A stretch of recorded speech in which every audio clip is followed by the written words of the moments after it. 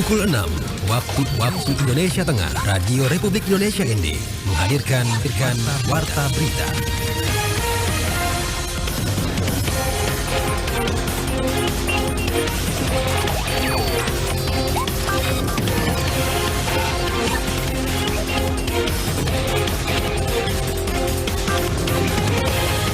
Selamat pagi saudara, Anda kembali mendengarkan Warta Berita Daerah edisi pagi ini Kamis 20 Juni 2024. Sari Berita.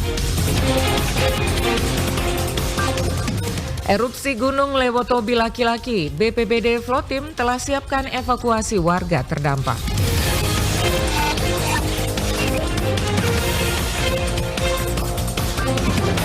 Rentang waktu 6 bulan, 50 TKI ilegal dari NTT meninggal di luar negeri.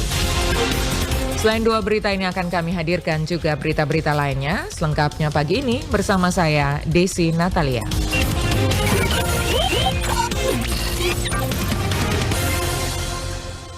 Saudara, kita mulai berita pertama. Badan Penanggulangan Bencana Daerah BPBD Kabupaten Flores Timur telah melakukan langkah-langkah persiapan untuk menghadapi potensi meningkatnya aktivitas Gunung Lewotobi laki-laki, seperti yang dilaporkan Lady Badin. Kepala Bidang Kedaruratan dan Logistik BPBD Kabupaten Flores Timur, Avelina Halan, menjelaskan bahwa pemerintah daerah Flores Timur telah menetapkan status siaga darurat bencana alam erupsi Gunung Api Lewotobi laki-laki. Adapun persiapan yang dilakukan antara lain dengan menyiapkan lokasi evakuasi untuk warga yang terdampak. Avelina menjelaskan jika tingkat aktivitas Gunung Api Lewotobi laki-laki naik menjadi level 4 awas, maka warga yang terdampak akan dievakuasi ke beberapa tempat, di antaranya di SD dan SMP Boru, Kecamatan Wulanggitang, dan juga di Desa Bokang di Kecamatan Titahena. Jadi ada dua lokasi yang sudah disiapkan untuk menampung warga apabila terjadi peningkatan status gunung berapi Lewotobi atau warga harus dievakuasi. Sekolah di Desa Boru yaitu SMP dan SD Boru, dan satu lagi lokasi yang disiapkan itu di Desa Boru. Sedangkan peralatan di BPBD yang sudah ready, yang sudah standby adalah dapur umum, kasur lipat, light tower, selimut, tenda pengungsi juga sudah kami siapkan. Sementara itu, dalam upaya pemenuhan kebutuhan air bersih bagi warga terdampak erupsi Lewotobi laki-laki, Avelina menjelaskan bahwa BPBD Kabupaten Flores Timur telah mendistribusikan air minum bagi warga terdampak sebanyak 2 tangki air ke Kecamatan Wulanggitang mulai hari Rabu kemarin. Jadi terkait kekurangan air bersih tanda kutip ya, dan mereka punya banyak air bersih tetapi yang terpapar tadi.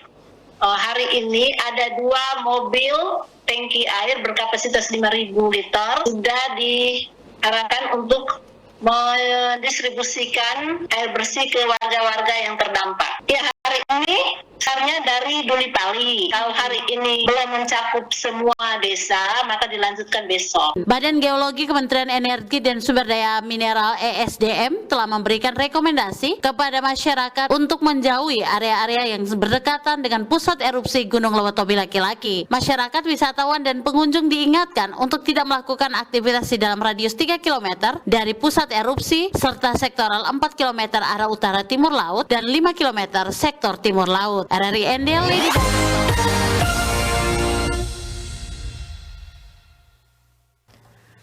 Sebanyak 51 pekerja migran Indonesia asal Nusa Tenggara Timur meninggal di luar negeri dalam rentang waktu 6 bulan terakhir, seperti yang dilaporkan Rosada Lima. Menyampaikan duka cita yang mendalam. Kepala Balai Pelayanan Perlindungan Pekerja Migran Indonesia BP3MI NTT Suratmi Hamida mengatakan 51 pekerja migran tercatat meninggal sejak Januari hingga Juni 2024. Dari 51 pekerja migran yang meninggal, hanya 1 yang bekerja dengan dokumen lengkap atau prosedural, yakni sebagai pelaut di Taiwan. Sementara 50 lainnya bekerja secara non-prosedural di Malaysia. Menanggapi hal ini, Ketua Dewan Pembina Pelayanan Advokasi untuk Keadilan dan Perdamaian Padma Indonesia, Gabriel Goa, menyampaikan duka cita mendalam atas peristiwa tersebut.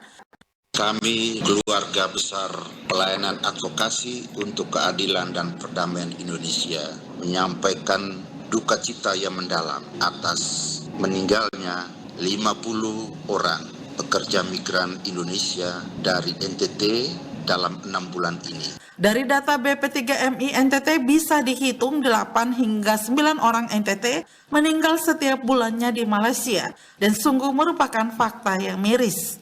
Menurut Gabriel Gua, NTT sudah masuk kategori darurat human trafficking sehingga penjabat gubernur NTT diminta sesegera mungkin membentuk tim gugus tugas tindak pidana perdagangan orang TPPO.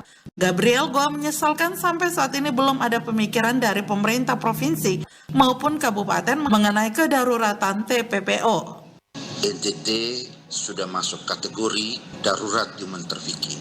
Ini disampaikan resmi oleh Presiden RI Joko Widodo. Namun sejak disampaikan oleh Presiden hingga saat ini belum ada sense of emergency dari pemerintah Provinsi Nusa Tenggara Timur maupun pemerintah kabupaten dan kota di NTT. Data BP3MI NTT merincikan pekerja migran meninggal paling banyak berasal dari Kabupaten Melaka yakni 11 orang. Menyusul Flores Timur, Sumba Barat, dan Belu masing-masing 6 orang. Kabupaten Kupang, Timur Tengah, Selatan, Nagekeo, dan Sumba Barat masing-masing 3 orang. Dan Kota Kupang serta Ende masing-masing 2 orang. 2 jenazah terakhir yang tiba Senin 17 Juni 2024 dari Malaysia berasal dari Kabupaten Belu dan Sumba Barat. RRI Ende Rosada 5 melaporkan.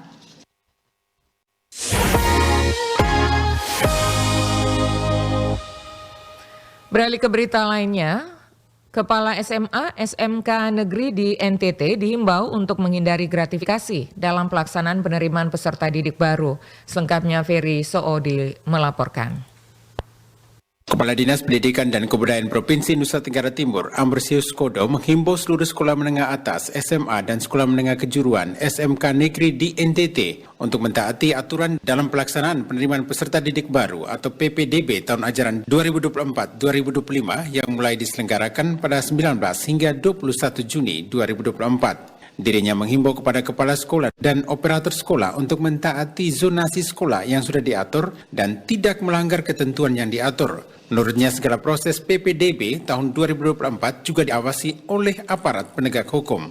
Pemprov NTT juga telah menandatangani komitmen bersama dengan Kejaksaan, Kepolisian, dan Ombudsman untuk mengawasi proses PPDB. Tujuannya untuk memastikan PPDB tahun ini bisa dilaksanakan secara akuntabel, transparan, dan bisa dipertanggungjawabkan. Dirinya juga menghimbau kepada seluruh peserta didik dan para orang tua, wali para peserta didik untuk melakukan pendaftaran sesuai dengan zonasi yang ada agar tidak terjadi persoalan kegaduhan akibat penyimpangan dalam PPDB. Maksimal 70%, kemudian afirmasi, kemudian ada kuota untuk jalur prestasi, kemudian juga perpindahan orang tua. Kita sudah lakukan dan sudah sosialisasi ke semua kepala sekolah terakhir dengan operator untuk supaya kita lakukan secara terbuka pendaftaran online, silakan mendaftar. Penerimaan peserta didik baru 2024-2025 untuk tingkat SMA, SMK di Nusa Tenggara Timur dibuka mulai 19 Juni. Pada PPDB tahun ini kuota siswa yang akan diterima mencapai 165.287 yang terbagi SMA 98.012 dan SMK 67.275 kuota. Secara umum proses penerimaan siswa baru tingkat SMA masih menggunakan sistem zonasi, sementara SMK tidak memakai sistem zonasi. Proses pendaftaran untuk SMA akan dibuka pada 19 hingga 21 Juni untuk tahap pertama dan SMK pada 26 hingga 28 Juni. Kemudian pendaftaran tahap 2 akan dibuka serentak untuk SMA dan SMK pada 4 hingga 5 Juli 2024. Pemisahan waktu pendaftaran ini dilakukan untuk mengantisipasi penumpukan siswa pendaftar dan juga untuk mengantisipasi sistem down. RRI Ende Ferry Suo melaporkan.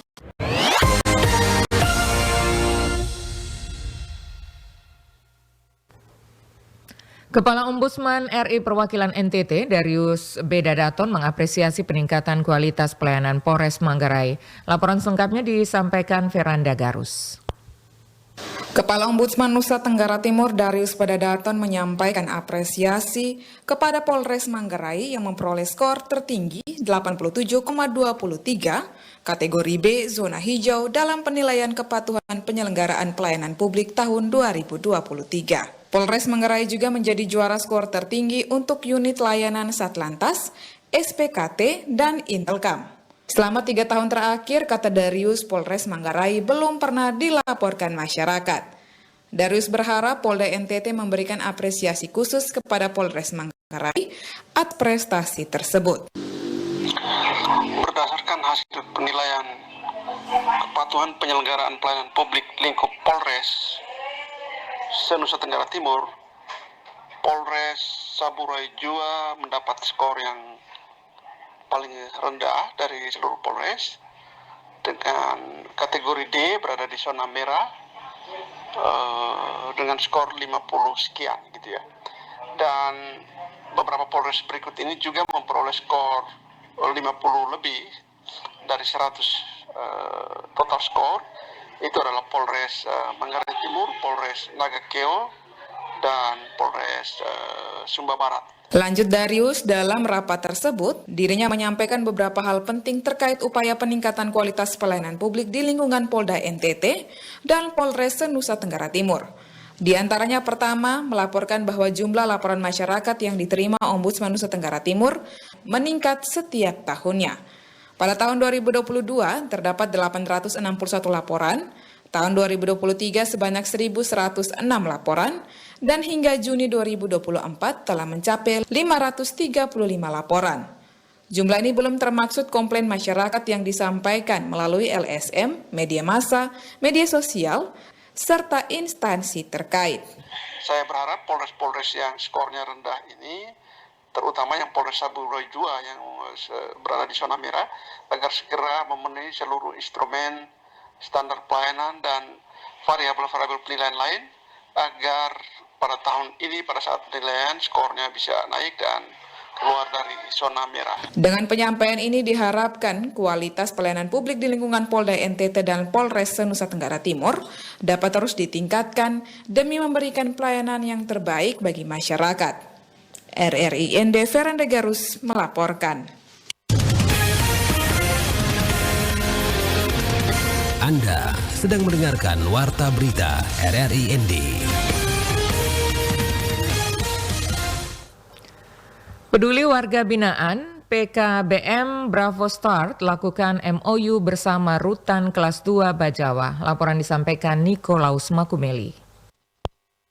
Melalui tagline menjangkau yang tidak terlayani dan melayani yang tidak terjangkau, PKBM Bravo Star terpanggil untuk melakukan kerjasama bersama warga binaan Rumah Tahanan Negara Kelas 2B Bajawa. Kerjasama tersebut merupakan suatu bentuk kepedulian PKBM Bravo Star terhadap warga binaan usia sekolah yang akses pendidikan terhenti akibat tersandung kasus. Kepada RRI, Benediktus Lago beberapa waktu lalu menuturkan bahwa dirinya melakukan kerjasama atau MOU bersama Rumah Tahanan Kelas 2 Bajawa karena berdasarkan pengamatan dan pendataan terdapat warga binaan Rumah Tahanan Kelas 2B Bajawa yang masuk dalam usia belajar jumlahnya cukup banyak. Hal tersebut menjadi salah satu latar belakang dilakukannya MOU bersama pihak Rutan Bajawa.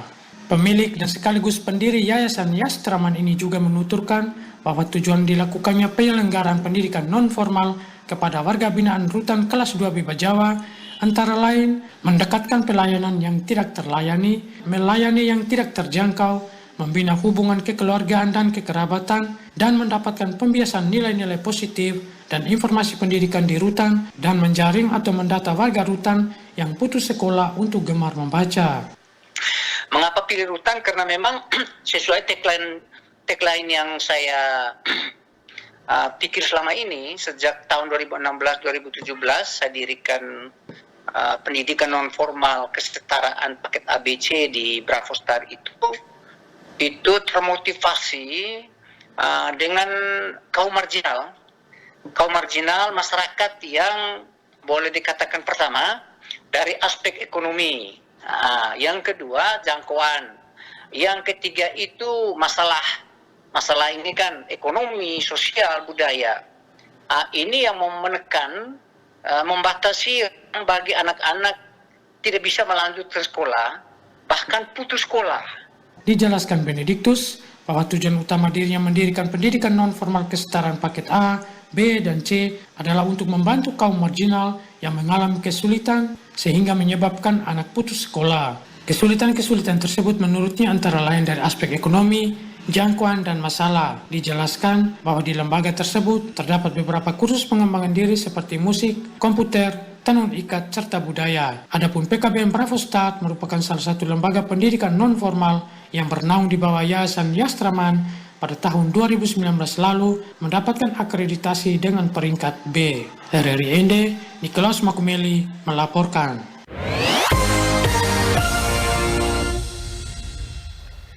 Setelah melakukan seluruh rangkaian puncak ibadah haji, jemaah haji Kabupaten Ende dipastikan pulang tiba di Ende pada tanggal 16 Juli 2024. Suimam melaporkan. Penyelenggara Haji dan Umroh Kementerian Agama Kabupaten Ende, Muhammad Salam Daud, kepada RRI Rabu 19 Juni 2024 menuturkan terkait pemulangan jamaah haji, pihaknya akan melaksanakan rapat pembentukan panitia antarjemput pada tanggal 25 Juni 2024 mendatang. Dijelaskan sesuai jadwal pemulangan jamaah haji kloter 79, termasuk Ende di dalamnya, berangkat dari Madinah tiba di Surabaya tanggal 14 Juli dan kembali ke Ende pada tanggal 16 Juli mendatang. Kami tanggal 13 dari Ende untuk menjemput lagi mereka di embarkasi. Kalau tidak ada halangan sesuai dengan schedule, mereka tanggal 15 sudah sampai lagi di hotel dan tanggal 16 sudah kembali dari Surabaya, Kupang menuju Ende. Insya Allah itu yang sesuai dengan RPH rencana perjalanan haji. Dikatakan Salam Daud, perkembangan jamaah haji Kabupaten Ende saat ini dalam kondisi sehat, walaupun ada beberapa yang sakit karena capek atau kelelahan setelah melaksanakan seluruh rangkaian puncak dari ibadah haji, Arafah, Muzdalifah, dan Mina. Jadi memang puncaknya itu memang semua kondisi jamaah dalam keadaan drop seperti itu. Ditambahkan, dengan doa yang terbaik bagi jamaah haji, pihaknya berharap semuanya diberikan kesehatan dan dijauhkan dari aral rintangan sehingga kembali di Ende dalam keadaan sehat, selamat, dan mendapatkan gelar haji yang mabrur dan mabrura.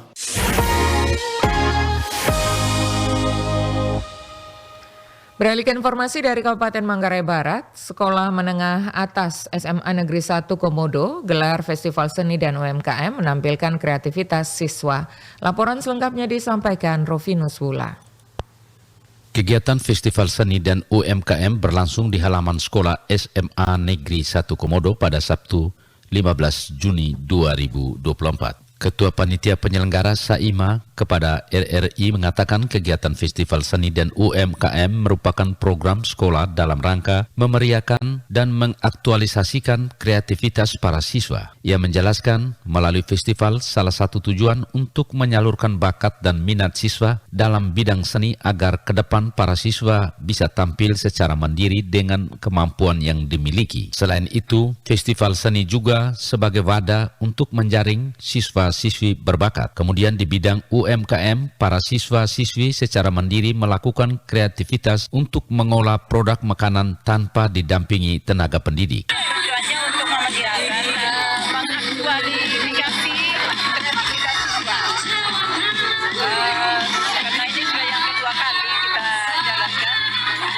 Secara terpisah, Kepala Sekolah SMA Negeri 1 Komodo Martinus Marson SPD mengatakan bahwa sekolah mengadakan kegiatan Festival Seni dan UMKM karena sekolah melihat peserta didik SMA Negeri 1 Komodo memiliki potensi keterampilan, kreativitas, kemudian pihak sekolah merancang satu kegiatan sehingga para siswa bisa menampilkan kreativitasnya. Kegiatan Festival Seni dan UMKM juga mendapat dukungan dari Dinas Pendidikan. Terkait UMKM, pihak sekolah dituntut membekali anak agar bisa bersosialisasi dengan masyarakat, melayani orang, kemudian menciptakan atau menghasilkan sesuatu yang bisa bermanfaat bagi orang lain. Harapannya begini nih Pak, kalau nanti kami akan evaluasi dulu ini, ya seperti apa respon masyarakat. Baik. Ya setelah kami menilai responnya positif, mungkin kami akan rencanakan lagi, walaupun tidak setiap tahun.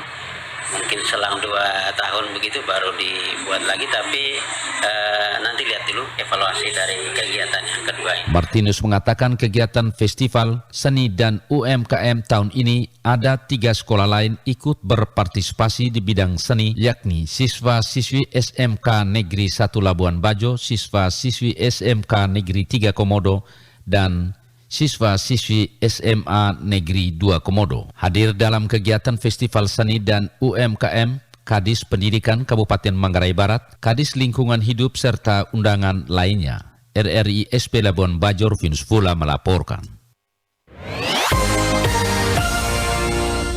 Saudara, informasi tadi sekaligus mengakhiri Warta Berita Daerah pagi ini. Mewakili kerabat kerja yang bertugas, saya Desi Natalia mengucapkan terima kasih untuk perhatian Anda. Dan selanjutnya pendengar dapat Anda ikuti selengkapnya program Florata pagi ini.